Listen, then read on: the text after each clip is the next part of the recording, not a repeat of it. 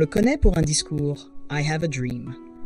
Mais derrière cette image figée d'un orateur charismatique, il y a l'histoire d'un homme, d'un combat, d'une vie courte mais fulgurante. De sa naissance à Atlanta en 1929 jusqu'à son assassinat en 1968, Martin Luther King Jr. a incarné l'espoir, la lutte et le prix à payer pour défier l'injustice.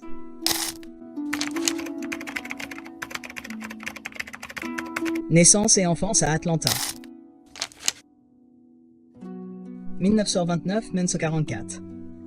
Martin Luther King Jr. naît le 15 janvier 1929 à Atlanta, en Géorgie, dans une Amérique profondément marquée par la ségrégation raciale.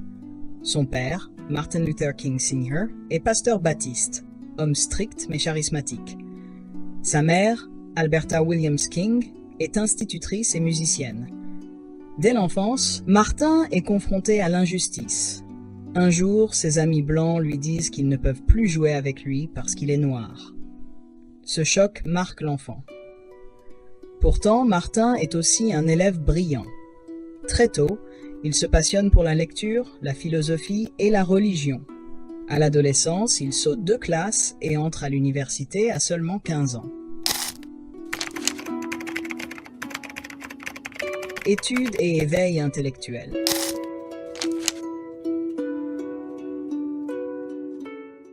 En 1944, il intègre le Morehouse College, une université prestigieuse pour Afro-Américains. Là, il rencontre des professeurs qui l'influencent, notamment Benjamin Mays, qui lui transmet une vision. Le christianisme peut et doit être un moteur de justice sociale. Il poursuit ses études au Crozer Theological Seminary en Pennsylvanie, puis à l'Université de Boston, où il obtient un doctorat en théologie. À Boston, il rencontre Coretta Scott, une étudiante en musique, qu'il épouse en 1953. Ensemble, ils auront 4 enfants. Coretta sera bien plus qu'une épouse, une alliée politique, une militante, une force dans l'ombre. C'est aussi à cette période que King découvre les écrits de Mahatma Gandhi. L'idée de la non-violence comme arme de lutte devient pour lui une révélation.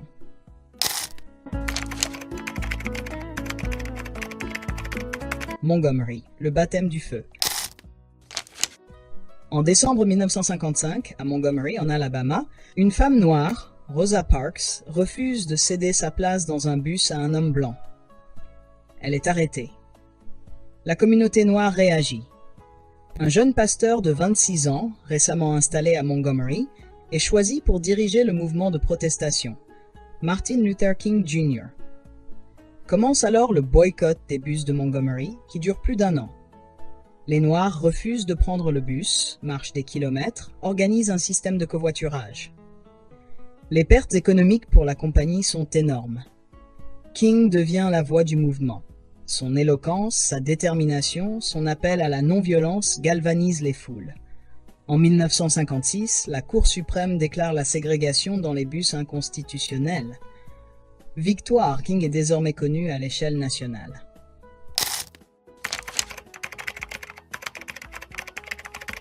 Le leader du mouvement pour les droits civiques. En 1957, King fonde la Southern Christian Leadership Conference, CLC, une organisation destinée à coordonner la lutte non violente dans tout le Sud. Il multiplie les discours, les marches, les campagnes. Il est arrêté à de nombreuses reprises. À Albany, en Géorgie, il lance une campagne en 1961, mais se heurte à une répression policière habile qui évite la violence visible. L'échec est amer, mais il en tire des leçons.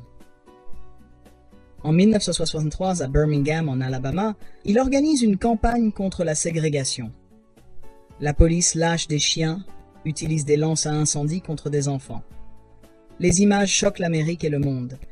C'est dans une cellule de Birmingham qu'il écrit sa célèbre lettre de la prison de Birmingham, un texte magistral où il défend la désobéissance civile face à l'injustice.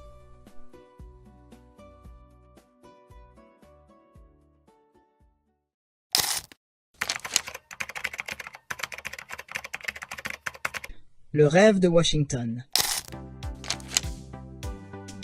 Le 28 août 1963, plus de 250 000 personnes convergent vers Washington. La Marche pour l'emploi et la liberté est l'un des plus grands rassemblements de l'histoire des États-Unis. Au pied du Lincoln Memorial, King prend la parole. I have a dream. Son discours entre dans l'histoire. Il imagine une Amérique où les enfants noirs et blancs marcheront main dans la main. Le monde entier découvre son charisme. Mais derrière le triomphe, King sait que la route sera encore longue.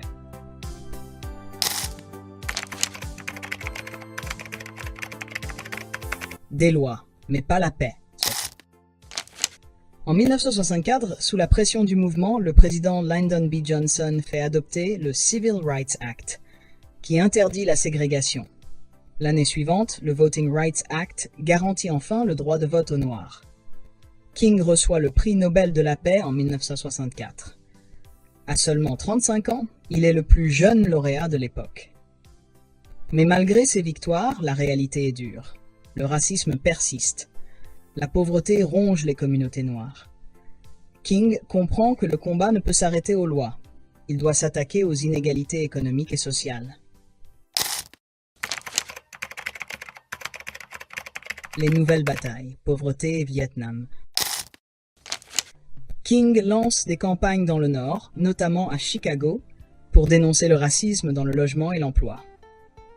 Mais il se heurte à une hostilité violente, même de la part des Blancs progressistes. Il élargit aussi son combat au niveau international. En 1907, il dénonce publiquement la guerre du Vietnam. Pour lui, les États-Unis ne peuvent prêcher la démocratie à l'étranger tout en opprimant leurs citoyens noirs. Son discours « Beyond Vietnam », prononcé à New York, choque l'establishment. Beaucoup l'accusent de trahir son pays. Ses relations avec le président Johnson se brisent. Même certains alliés du mouvement estiment qu'il va trop loin.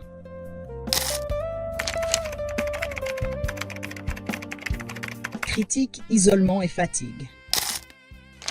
À la fin des années 1960, le climat change. De jeunes militants, influencés par Malcolm X et les Black Panthers, rejettent la non-violence de Martin Luther King. Ils veulent une approche plus radicale.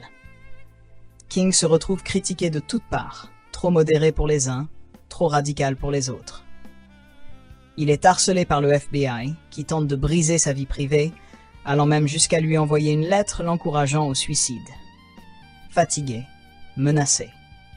Il continue pourtant. Il lance la Poor People's Campaign, un mouvement pour la justice économique, rassemblant noirs, blancs, hispaniques et amérindiens. Mais le poids est immense. King sait qu'il risque sa vie. Il confie à ses proches « J'ai vu la terre promise. Je ne pourrai peut-être pas y entrer avec vous. »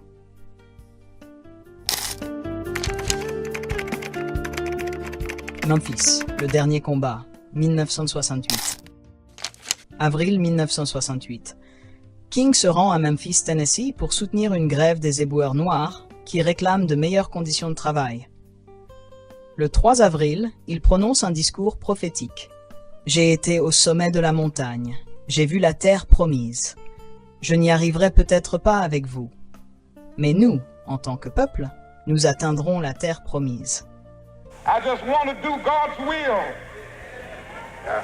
And He's allowed me to go up to the mountain. And I've looked over. And I've seen the promised land. I may not get there with you. But I want you to know tonight that we as a people will get to the promised land.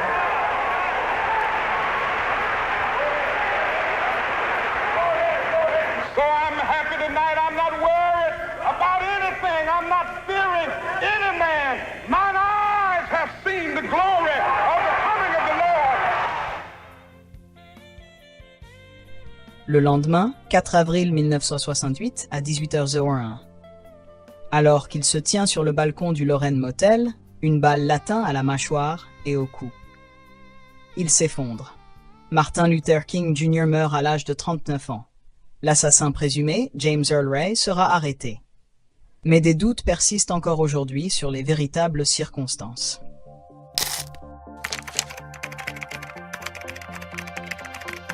Héritage et légende.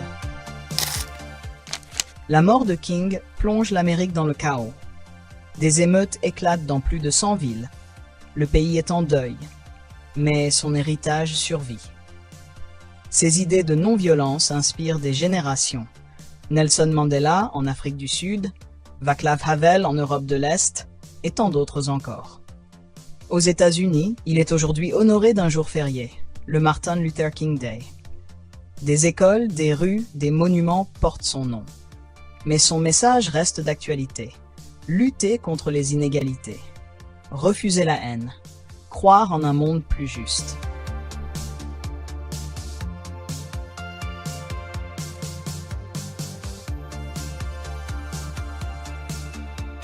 Martin Luther King n'a vécu que 39 ans. Mais en moins de 4 décennies, il a changé le visage de l'Amérique et du monde. Son rêve n'est pas encore totalement accompli. Mais son courage, sa vision et son sacrifice continuent d'inspirer. Car si les balles ont tué l'homme, elles n'ont pas tué le rêve.